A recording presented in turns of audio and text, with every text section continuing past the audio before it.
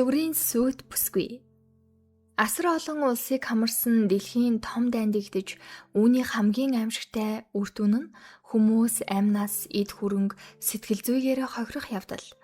Дайны улмаас хүмүүс яагаад мэдэхгүй болсон тэр үед ертөнцийг тэдэл аварсан. Тэд гэдэг нь сүүдэрт амьдарч ирсэн Аякаши нар. Аякаши нар хүний ертөнцид гарч ирснээр өөрсдийн чадвараараа дайны дараах Япон улсын сэргэлт, хөгжил, цэцэглэлтэд хамгийн том хувь нэмэр оруулсан. Ингээд олон 100 жилийн турш хүмүүстэй Аякаши нар зэрэгцэн амьдарч, хүлээн зөвшөөрөгдөж, нийгэм, улс төр, эдийн засаг, соёл урлаг гээд бүхий л салбарт байр сууриа олсон байна. Зарим онцгой тохиолдолд Аякаши нар хүмүүс дундаас өөрийн насан туршийн хайр сүйт бүсгүйгээ сонгодог. Аякашигийн сүйт бүсгүй бол түүний цорын ганц нандин эрдэнэ. Хайртай хүнээ юунаас ч илүү хамгаалж хайрладаг учраас хүмүүс Аякашигийн сүйт бүсгүй болохыг мөрөөддөг. Тэдний дунд зэрэг див гэж байх бөгөөд хамгийн хүчтэй үзэсгэлэнтэй нь чөтгөр. Чөтгөрийн сүйт бүсгүй болно гэдэг нь эмэгтэй хүний хувьд маш их нэр хүнд. Энэ бүхнийг бодон алхаж байх Юзу гэх охин өнөөдөр найз залуудаа хаягдж байна.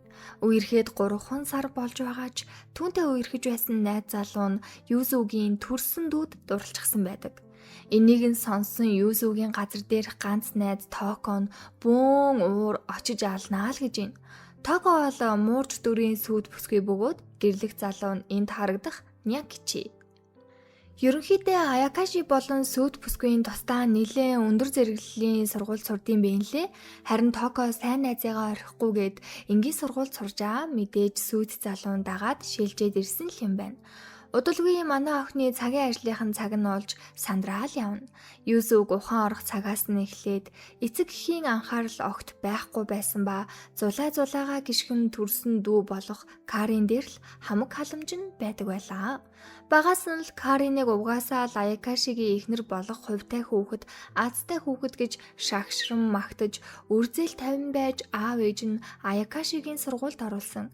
Ингээд Карин ч өнгөн чөтгөр Аякаши Йотатай үерхэж сүйт бүсгийн болсон.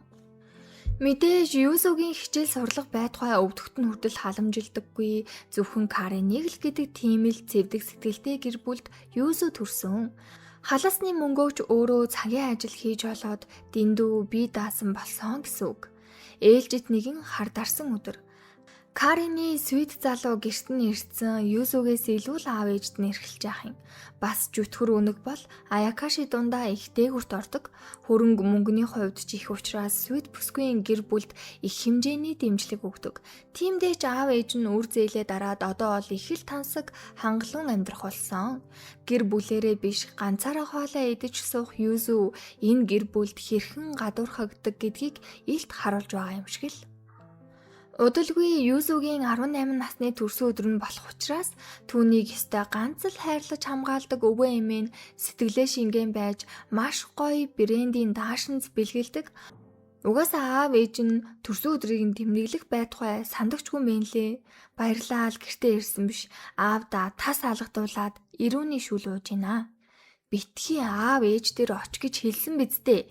Лайтай араас залгаад чамд анхаарал тавь энтергээд байна. Кариныг өөртөөгөө харьцуулах хэрэггүй.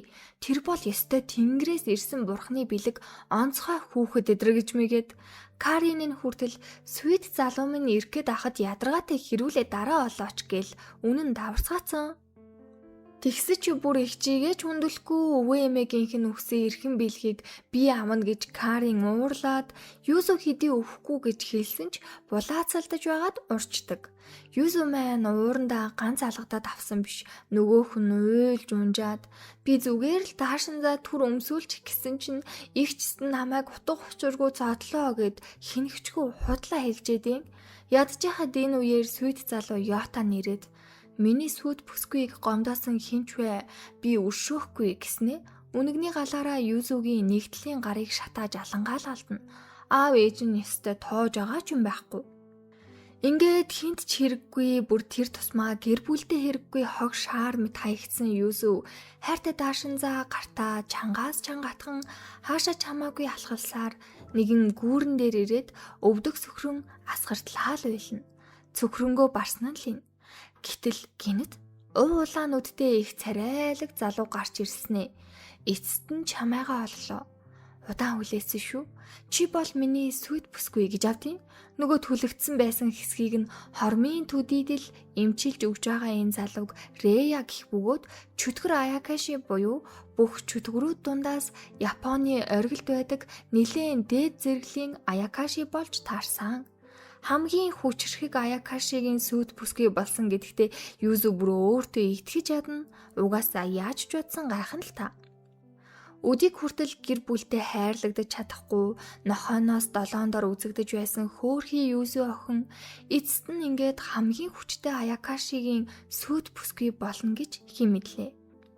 Рея Юзуг гэр бүлийнхэндээ гадуурхагдсан ер нь л гэрлүүн хүргэж өгсөн ч сайн юм болохгүй гэдгийг мэдсэн үү яасан шууд лөөрийнхөө орд харшид аваад ирлээ.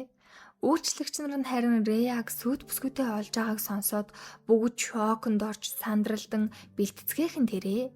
Юзугэ бол газар гიშгүүлэхгүй өрөөрүүн тэврээл авч явж байгааг бодоход их л романтик Аякаши болтой шүү. Юзу тэгээ итгэснээ хаасан сэтгэлээ сайхан онгойтл ярьж агаад амархаар л болж байна. Харин нөгөө урагдсан даашин зээг нь ягаад ч юм би хадгалж ийгээд Рея авчлаа. Юзу бэлцүү өрөөнд нь ороод хувцас хундраа солиод цэмцээсэн амтан болцсон. Ингээд үйлчлэгчээс Реягийн талаар асуухад Рея бол Кирюийн гэр бүлийн өв залгамжлагч бөгөөд Аякаши нарын оргилд байх хид хідэн чөтгөр гэр бүлүүдийг хатгадаг толгойлогч гэгдэх гэр бүлийн дараагийн тэргүүн болж таарсан. Тэгэхээр одоо нөгөө Карины сүйт залуу энтер бол хажууд нь бүр юу ч биш л гэсэн үг. Бас энэ ордонд үйлчлэх бүх үйлчлэгчд нь бүгд Аякаши. За ингээд Юзуг унтаж байх хооронд Рея өрөөнд нь орж үзэсгэлэн гоог нь нэг гайхширч хаад өөрийн туслах Такамичид гэр бүлийг нь судлах туршаал өгөнгөө өөрийнхөө өмнөх үйл явдлыг эргцүүлэн бодно. Рея өндөр нэр хүндтэй асар их хүчтэй гэр бүлийн тэргүүн учраас түүний сүд бүсгүй болох гэсэн айлгүйдсэн эмэгтэйчүүд бол хаасайгүй. Тэдний хинэн ч Реягийн сэтгэлийг татаж чадаагүй. Учир нь хувь тавилангаар заяагдсан сүд бүсгүйтэйгээ таарч учирмагц Аякаши өөрийн мэдлэгийг шууд татагдаж цаашлаад цүнсний хүчээс соруулж байгаа мэт мэдрэмж авдаг юм байна. Тиймдээч зөвхөн насан туршдаа сүд бүсгүйтэйгээ учирсан бол түүндээ үнэнч байж хайран думбуулдаг жамтай юм. Бас хүнтэй гэрлэж хүүхэдтэй болвол хүүхэд нь юр бусын хүчтэй төрдөг. Даанч Рея энэ үед хайр дурлал анхны харцаар дурлах гих мэт зүйлд итгэдэггүй байсан болохоор энд харагдах бас нэг дээд зэрэглэлийн Аякашигийн дүү Сакуракотой бараг гэрлэн ухааны юм бодож исэн. Гэхдээ энэ бол Юзутэй уулзрахаас өмнө. За мэдээж Рея одоо бусад бүх дээд гэр бүлүүдэд өөрийн сүд бүсгүйгээ олсон гэж мэдээд болохоос гадна стратегийн сүй тавьсан Сакурако Аякашигаас хүртэл сүйгээ цуцлахаар болж байна. За тэгээд өглөөс хэрэгтэн өмсөх хувцас бэлтгэсэн өглөөний цайгаа хамт ууж идэл нэг хөөрхөн хоёр жижигэн чихмэл шиг игдүүнүүд нааша цаашаа гүйгээд болдгоо. Яахав өмнөх шөнө нь Юзуг хамгаалах ямар нэгэн зүйл бүтээх гээд луувал арай сүрдмээр барч гисэн баг айхаар хэмжээний айсан болохоор ахлах сургуулийн охидын дунд алдартай болоод байгаа чихмэл шиг хөөрхөн жижигхэн чөтгөрүүд бүтээгээд Юзуг хамгаал гээд бэлэглэж байгаа юм лээ. Ингээд ч болоогүй урагдсан даашин зэгийн шинхэн мэт болгоод оюулчихсан Юзудээ их л сэтгэл гаргаж байна да тий. Бас өвөө эмээтэй нь уулзаад энд амьдрах зөвшөөрөл хүртэл авцсан гэж байгаа. Даанч Юзу өөрөө шууд бас өчигдөрхөн танилцсан хүнийхээ гэрт амьдрна гэхээр итгэж өгөхгүй ямар тач хоёр жижигэн чөтгөртөө таблет үзүүлж саадуулж агаад Каринтай уулзахаар болдیں۔ Карин харин уулзсан даруйдаал таныг гэрээсээ авсанд хинч санаа зовхгүй байгаа штт. Угаасаа гэрт танд байх газар үлдээгүй. Яг уу надаас өгдөг сөхрөөд уучлалтгүй л бодож үзэж болно гэснэ. Юзугийн хувцас хунрыг нүдэн дээр нь ус руу шидэгч шинэ.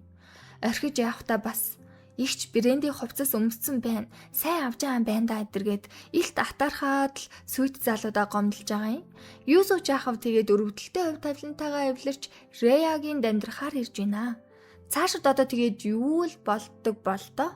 За ингээд ихний 2 ангин дуслаа мэдээж 3 4 дугаар анги гарсан даруйд нь ярьж өгөх болно. Зүрх